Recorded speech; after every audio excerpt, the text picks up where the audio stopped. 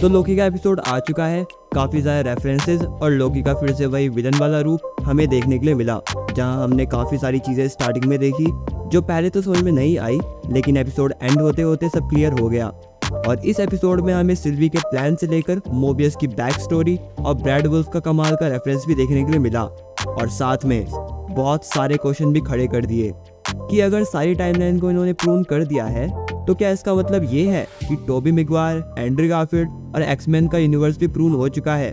तो नमस्ते दोस्तों, मेरा नाम है राघव और आज की इस वीडियो में हम ब्रेक डाउन करने वाले हैं लोकी के सीजन 2 के एपिसोड 2 का। तो अगर आपको ये सभी चीज़ें जाननी है तो वीडियो में आखिरी तक बने रहिए। तो चलिए बिना किसी देरी के वीडियो को स्टार्ट करते हैं। तो एपिसोड की शुरुआत होती है 1977 से, जहां पर लोकी और मोबियस X5 को ढूंढते हुए आए होते हैं। और जैसे पहले वाले एपिसोड के पोस्ट क्रेडिट सीन में हमने सिल्वी को किसी ब्रांच टाइमलाइन में देखा था, वैसे ही यहाँ पर बताया जाता है कि ये सेक्रेट टाइमलाइन में आए हैं। और इनके इसी पूरे कन्वर्सेशन वाले सीन में हमें भर भर के ईस्टर एग और रेफरेंसेस देखने के लिए मिल जाते हैं। सबसे पहले अगर आप साइड में देखोगे तो यहाँ पर 1974 में रिलीज हुई हर्बी राइट्स अगेन मूवी का, जो कि किड्स एंड फैमिली और कॉमेडी मूवी है और इसे रोटन टोमेटोज में 83% की रेटिंग मिल रखी है। अगर आप चाहो तो इसे देख सकते हो। इसमें एक ऐसी कार होती है जो बात कर सकती है और वो पूरा जिंदा होता है। इसके बाद वाले पोस्टर में हमें सौराष्ट्र के पुत्र नाम की फिल्म के बारे में दिखाया जाता है, जो कि ऑफ कोर्स फिक्शन है। और इसके बारे में मार्वल सिनेमैटिक यूनिवर्स की विकी में बहुत सारी इन्फॉर्मेशन है, जिसमें द ग्रेट किंग को एक्टिंग करता है, तो ये दिखाना भी अच्छा ही रहा। और ये इटर्नल्स मूवी की तरफ से एक रेफरेंस भी है। इसके आगे जब लोकी और मोबियस चलते हैं तो एक और पोस्टर दिखाया जाता है, जो कि फोन रेंजर का पोस्टर होता है। इसके बारे में अगर आप और जानना चाहते हो तो मैंने इसका लिंक डिस्क्रिप्शन में दे रखा है, आप वहाँ पर देख सकते हो।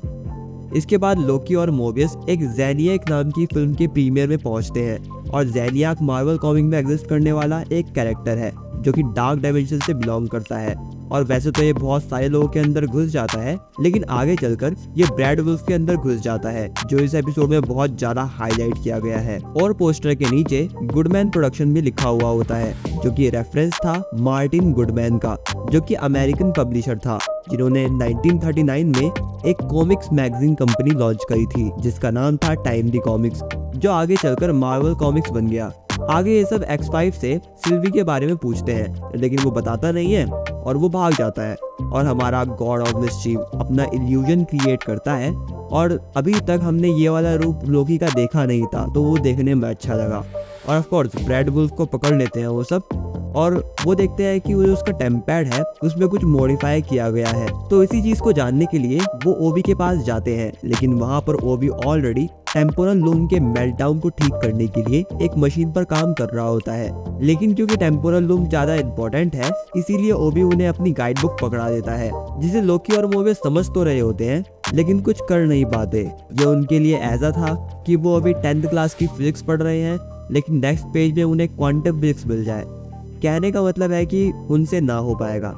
लेकिन बाद में कैसी आता है जिसने गाइड बुक पूरी की पूरी रट रखी होती है, तो वो बताता है कि तुम जो सोच रहे हो वो एक्चुअली में होता नहीं है, ऐसा कुछ है ही नहीं। और इस तरह का मॉडिफिकेशन कभी इसमें हुआ ही नहीं है, मतलब कि जो X5 है वो उन्हें पागल बना रहा था। और फिर लोकी और मोबियस को हंटर X5 से उगलवाना होता है कि सिल्वी कहाँ है। लेकिन X5 क्योंकि इनके तरीके जानता है, तो पहले लोकी को गुस्सा दिलाने की कोशिश करता है, लेकिन लोकी जैसे तैसे कंट्रोल कर लेता है।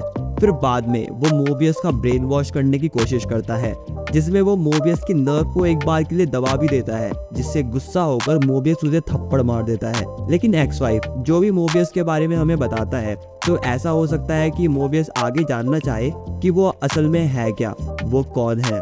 और अगर लोकी सीरीज में ऐसा होगा तो इससे मोबियस के कैरेक्टर को कोई वजह जरूर मिल जाएगी TVA में बने रहने की, वरना आप खुद सोचो, ही हू रिमेन्स मर चुका है, तो अब TVA का वजूद ही क्या है ना। और बाद में मोबियस का गुस्सा ठंडा करने के लिए वो अचानक से पाइल रूम चले जाते हैं, जहाँ पर TVA के सभी हंटर ग्रीन कलर का पाइल खाते हैं। और इस पाइल की ये रिक्वायरमेंट होती है कि आपको इसे 70 मिनट्स के अंदर खाना है। इसके बाद लोकी कहता है, जब मैंने न्यूयॉर्क में अटैक किया था तो टोनी स्टार्क का माइंड वाइप करने की कोशिश करी थी, लेकिन फिर वो नहीं हुआ, तो मुझे गुस्सा आया तो मैंने उसे टावर से नीचे फेंक दिया। और इसको सुनकर हमारी यादें भी ताज़ा हो गई। लेकिन बाद में जब ओबी टेम्पोरल लूम को ठीक करने के लिए ब्लास्ट डोर को ओपन करने की कोशिश करता है, तो वो एक्सेस डिनाई कर देता है। तब जाकर उसे रियलाइज होता है कि इस डोर को जिसने बनाया है मतलब ही हू रिमेन्स या फिर उसका कोई वेरिएंट इसे खोल सकता है, क्योंकि इसमें उसी का डीएनए कोडेड है। तो ऐसा होने के हाई चांसेस है कि ये आगे ही हू रिमेन्स के किसी वेरिएंट्स का डीएनए लाने जाए, क्योंकि हमने ट्रेलर में भी और एंटमैन के एंड क्रेडिट सीन में भी देखा था कि लोकी और मोबियस इसके किसी वेरिएंट्स को देखते हैं और फिर लोकी अपने विलन वाले हथकंडे अपनाकर X5 से उगलवाता है कि सिल्वी कहाँ है। और फिर ये सब वही ब्रांच टाइमलाइन में जाते हैं जहाँ पर सिल्वी लोकी को बात करने के लिए थोड़ा सा टाइम देती है और लोकी जैसे तैसे बताता है कि चलो ठीक है, तुमने ही हू रिमेन्स को मार दिया, लेकिन क्या होगा अगर उसकी कही हुई बात सच हो गई। और फिर लोकी वही अपनी टाइम स्लिपिंग वाली चीज बताता है कि फ्यूचर देखा था मैंने, तुम्हें देखा था और यही सब बातें चल रही होती हैं। तभी X5 आकर बताता है कि क्या हो रहा है और हम देखते हैं कि क्या हो रहा है कि जनरल डॉग सिल्वी पर अटैक नहीं कर रही बल्कि सारी ब्रांच टाइमलाइन को एक साथ प्रून कर रही है। और फिर लोकी और सिल्वी और मोबियस आकर रोकते हैं, लेकिन तब तक बहुत देर हो चुकी होती है।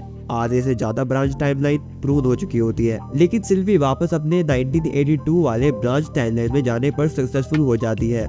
इसका मतलब यही है कि टोबी मैगवायर, एंड्रू गारफील्ड और एक्समैन वाली जो टाइमलाइन है वो प्रून नहीं हुई है।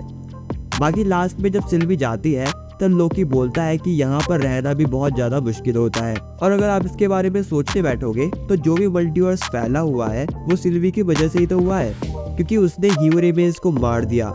लेकिन ही हू रिमेन्स ने बोला था कि अगर तुम मुझे मारते हो तो मेरी जगह किसी को लेनी होगी, लेकिन सिल्वी स्टार्टिंग से ही आजाद रहने के लिए लड़ रही थी। लेकिन सिल्वी के पास कोई प्लान भी है, क्योंकि अगर लास्ट वाले सीन में आप सिल्वी के हाथ में जो टाइम पैड देखते हो तो ये वही टाइम पैड है जो ही हू रिमेन्स के पास था। तो हो सकता है कि इसमें कुछ स्पेशल फीचर्स हो। और ये एपिसोड ये भी बता देता है कि चीज़ों को हैंडल करना इतना भी आसान नहीं है। तो पहले तो आपके लिए टेम्पोरल लूम ही प्रॉब्लम है और कुछ टाइम के लिए उसे राहत मिल चुकी है, लेकिन फिर वही है ना कि वो ब्रांच टाइमलाइन बनेगी, फिर टेम्पोरल लूम फिर से ओवरलोड होगा। और दूसरी चीज ये भी है कि जो ओबी बना रहा है, जो भी डिवाइस ओबी बनाएगा वो काम करेगी भी या नहीं, है ना, मतलब उसे एडजस्ट करने में भी तो टाइम लगेगा ना। तीसरी चीज ये है कि ये रेवना रैंसलेयर से मिलेंगे तो उससे क्या पूछेंगे, क्या वो सबको अपनी कहानी बताएगी। सवाल तो बहुत सारे हैं और हो सकता है कि कुछ का जवाब हमें अगले एपिसोड में मिल जाए। बाकी मैं आपके ओपिनियन जानना चाहता हूँ कि आप क्या सोचते हो इस पर, आपकी क्या थ्योरीज हैं, मुझे इनके बारे में कमेंट्स में ज़रूर बताना। और अगर आपको मेरी वीडियो पसंद आई हो तो जाने से पहले इसे लाइक कर देना, चैनल को सब्सक्राइब कर देना और बेल नोटिफिकेशन भी ऑन कर देना, जिससे मेरी लेटेस्ट वीडियो का अपडेट आपको पहले ही मिल जाए। तब तक के लिए वीडियो को पूरा देखने के लिए धन्यवाद और जय श्री राम।